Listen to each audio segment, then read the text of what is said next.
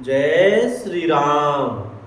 जैसे एक छोटे बच्चे को लेकर मैया अब उसका ख्याल रखती है, और जब वह बड़ा हो जाता है फिर मैया ख्याल नहीं रखती, थोड़ा कम ध्यान देती है संभालने के लिए कि अब तो वो बड़ा हो गया है, अब वह अपने शरीर की खुद से रक्षा कर सकता है।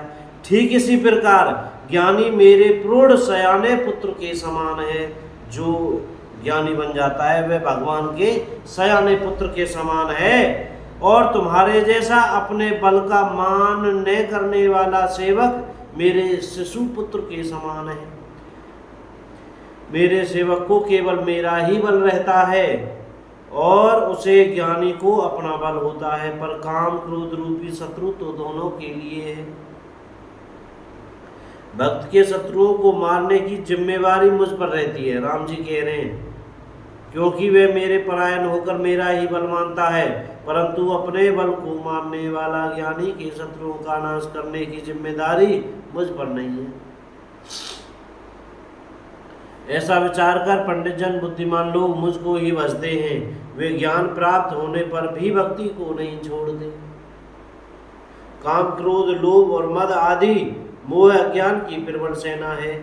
इनमें माया रूपनी माया की साक्षात मूर्ति स्त्री तो अत्यंत दारुण दुख देने वाली है।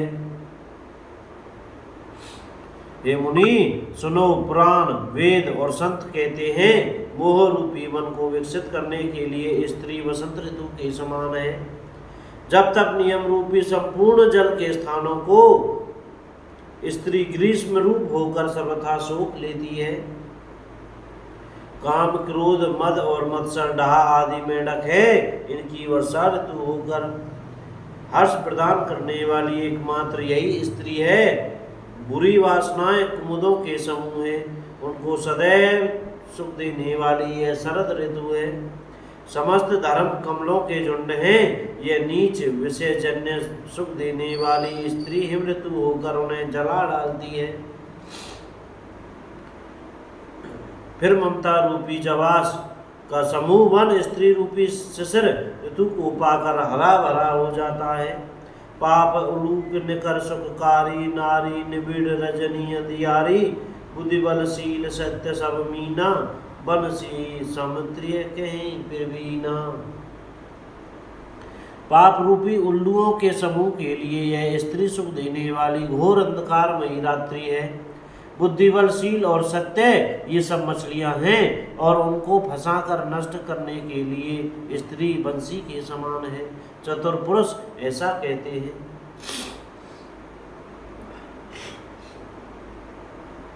युवती स्त्री अवगुणों की मूल पीड़ा देने वाली और सब दुखों की खान है।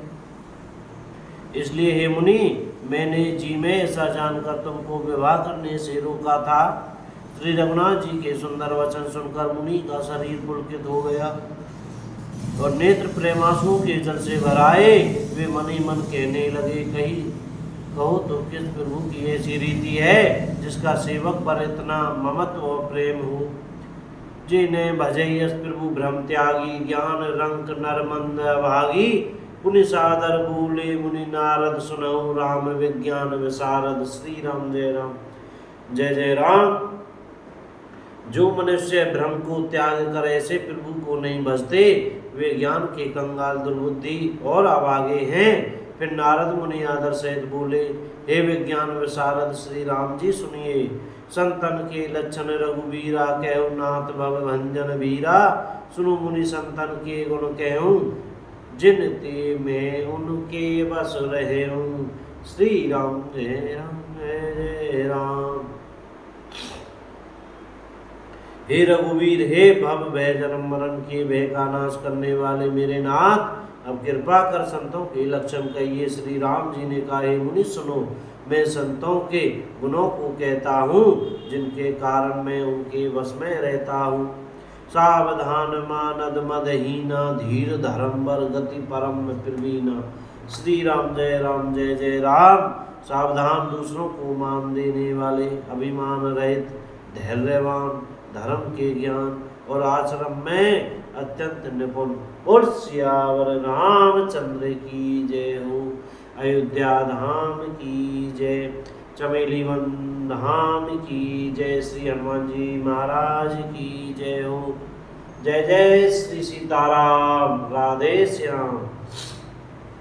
भैया बोलने में, पढ़ने में, कहने में भैया हमसे कोई गलती हो गई हो तो कृपया क्षमा करते रहिएगा। यह संवाद श्री रामचरितमानस अरण्य कांड से चल रहा है। आज यही विश्राम करते हैं, बाकी कथा राम जी की कृपा से फिर कहेंगे। सीताराम।